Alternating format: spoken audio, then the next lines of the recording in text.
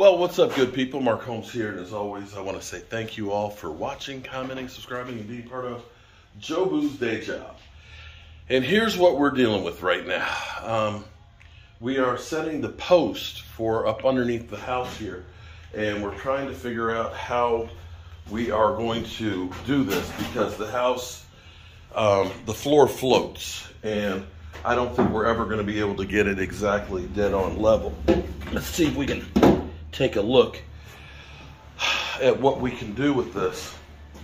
It seems like the house is about 1.5 inches higher on this side than it is on the other one, and some of that may just have to stay in there. And so now we're trying to get a level point for our wood to go into it.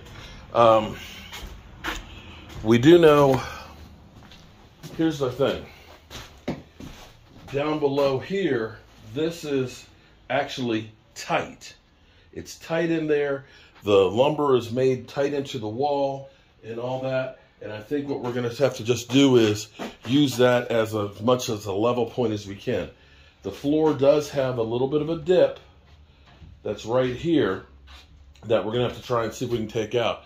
But the problem is, of course, we've got the stairway here that is also being supported up underneath of there.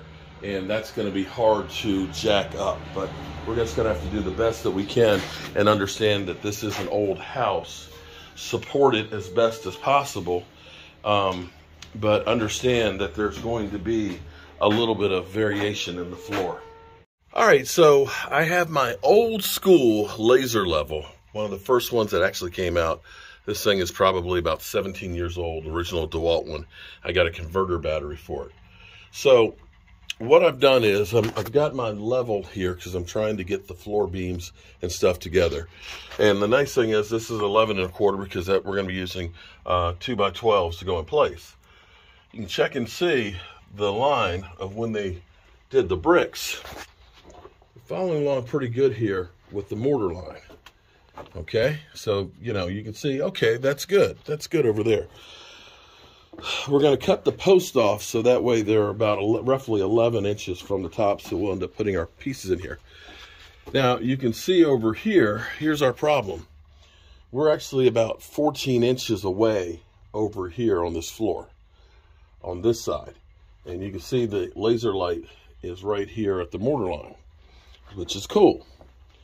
Pretty much follows the bricks. It gets a little bit high in a couple places. You can see the brick here. It's right there as opposed to the mortar line. And they basically had 2 bricks underneath the boards. I mean the lumber. This one, it's dead on with the mortar line. Well, something happened when they got down here. Because instead of it being down here or the bricks being up here, it is either the house is settled in here or they just got off of level.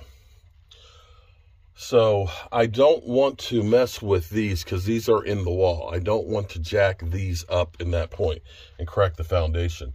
So what we're actually going to have to do is we're going to have to kind of follow the line and basically cut these down here just a little bit to fit because we don't want to jack these up. Those are solid as a rock. The problem, of course, is on that side, they are rotted out. And there's also a little bit of a sag in the middle. So what we'll do after we get these posts put in place is as we go through and put in a floor joist, we'll have to jack up the floor in the middle there, get the floor joist in, and let it deck down on top of it to go ahead and get it into place so it gets as level as possible. With this and keeping this, the only way you would truly be able to get this floor level is rip all of this out, build a whole new floor that's free floating, and then lay it back down. And we don't want to mess with the original stuff in here. We want to keep these in here so people will be able to see the original lumber that was put in here to build the house and just have our 2x12s in between. Now, we did have a problem that arose. It's not really a problem. It's more of a time thing. And that is the electric won't actually be, they won't be here to put the electric in until December 1st. We were hoping, because I kept saying, I said, are you sure you guys are going to be able to turn it on the next day? Because it's like, you guys have to wire it. And, of course, the engineer came out and said, oh, we've got to dig a trench and put it in there. So we're scheduled for December 1st. So we have less than a month and we'll have electricity. In the meantime, we're going to go ahead and get this floor beams put in here. Okay, so here's what we've gotten so far. We've actually cut. Now, this is where I was saying that the floor is going downhill a little bit, and some of this we can't take out. That's why this one right now is an inch taller than our laser line. How come? So you said it's taller because the house is going downhill like this. You only can raise that so far. Yeah, we can't raise up this portion of the house like that much. But now you can see right here, we've got this one dead on and this one dead on. So our main mass is going to follow the floor somewhat through here. And we're going to cement these in place. So now we just have to cut the other three over here, and we'll square these up and put some cement in them. Okay, so with the help of my great son here, we've gotten all the posts up in place here. We've got them braced so that way they won't move, but we'll double check them. And you can see we've put the string here to make sure that the lines, that they line up square. So when you look down the line here, see how you see the post? They all line up.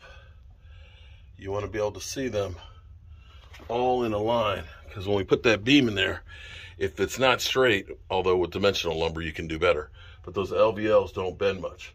So we're going to go mix up about, we have 8 bags of cement. We're going to fill these back in all the way, let that sit, and then these are going to be nice and snug and ready for rebuilding the floor. Looking good so far. What's up, Player Plays? Mark Holmes here, and as always, I want to say thank you all for watching, commenting, subscribing, and being a part of the Joe Boo Sports Report. Without you guys, as well as you ladies, you know that this literally does not work. I am up underneath a 202-year-old house. You see this? No, it's not firewood. It's not firewood. This, my friends, was laid 202 years ago for the floor joists. Unfortunately, because somebody came in and put concrete, regular concrete on the front, the other side over there rotted out. So I got to rebuild up underneath here. But it's okay. It's okay, because I'm going to set these masts right through here. I'm going to put a main beam. I'm going to put some extra 2x10s in here. And we're going to leave these here so people will be able to see this. Because when you build, look at this. That shit's solid. Solid.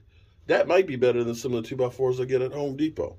Anyway, before I go up here and get the cement mixed, we got about 10 bags of cement to mix up. People have been going off on the Cowboys about their run game. People have been talking about, why did we get Hankins? He didn't make a difference. Dude just got to town. He literally just got to town, okay? Be cool. Here's an interesting piece. Damn, I forgot who sent it to me. Man, he emailed this to me, and I'm glad he sent me the statistics. It's not Vincent. It's not Pierre. I'm sorry. I'll find it out, and I'll come back with it.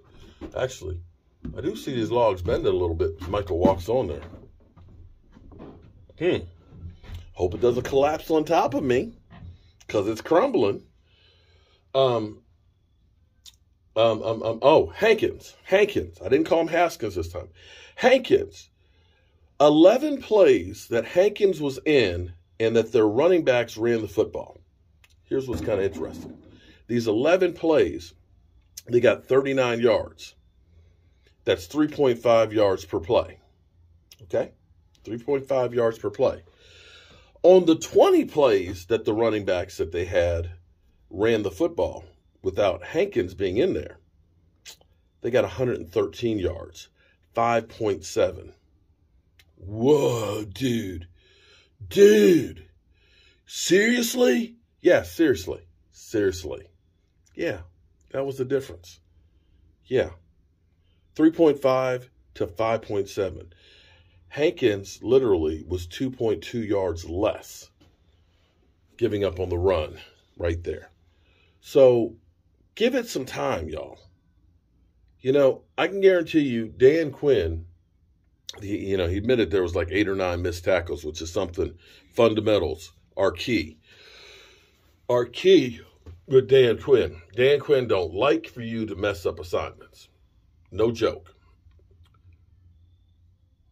He'll get it together. We got the pieces that we need to do it. We just got to get the scheme down. We got to get people used to playing that haven't been playing. And when we get Damone Clark in there, he's going to help out tremendously. So be cool. It's going to be a quiet week. So, let's not start any shit this week, okay? We got the Eagles tomorrow night against the Texans, which are going to have, I think, a fire red helmet and stuff. So we'll watch that game tomorrow night. We got no football. The Commanders play on Sunday, which is going to be a big game against the Vikings. The Giants are off, so we ain't got a lot of stuff to kind of go through here and do. Me, on the other hand, I always got a lot of stuff to do. I've got to get these things cemented. I got to get this house rebuilt. And, of course, I got to get you guys the news. So if you want to, let me give you guys a little more of a taste here. So we got our footers we poured when we were here last week, and we got the posts in place. We're going to fill these up the rest of the way with cement on all of these. And then the next time we start working up here, we're going to start building with LVLs, a main support beam to help re-support the floor. Whew. Yeah. So let me go mix some cement up, and we're going to be back down here filling these holes. And then I'll decide if we're going to do some more today or not, if we're going to take it easy the rest of the day. Because it's been a lot of running around here to get to this point. Whew. Always so much to do. All right, peace.